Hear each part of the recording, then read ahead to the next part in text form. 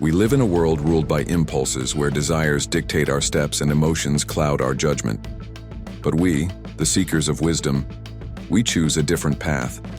A path forged by reason, by control, by an unyielding grip on our own minds. We are Stoics, and in our hands we wield a weapon far greater than anger, fear, or sorrow.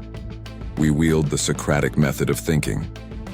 Socrates, the man who never claimed to know yet was wiser than the greatest scholars of his time. His method was simple, yet revolutionary.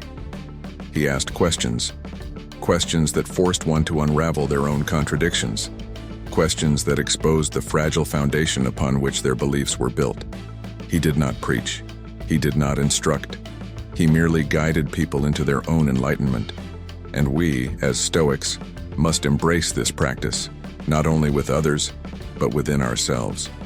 Ask yourself, why do I feel anger? What good does it serve me?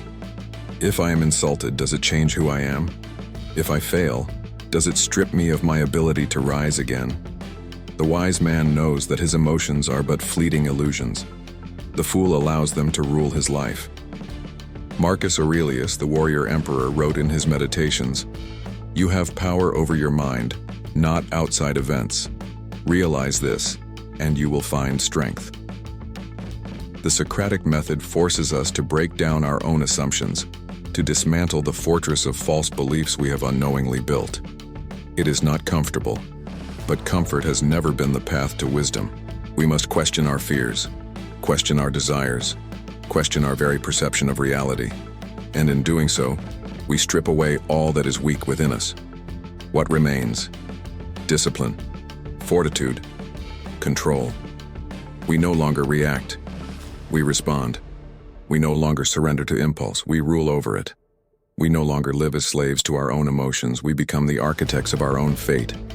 Epictetus, the freed slave turned philosopher, told us, "It's not what happens to you, but how you react to it that matters." And what better way to refine our reactions than to constantly question the validity of our responses? The Socratic method is the chisel with which we carve away our weaknesses, leaving behind only the unshakable foundation of rational thought. And so we walk this path, a path of relentless self-examination, a path where no excuse survives, a path where we become stronger, not in body, not in wealth, but in mind. We are Stoics.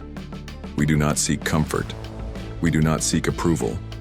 We seek only the truth.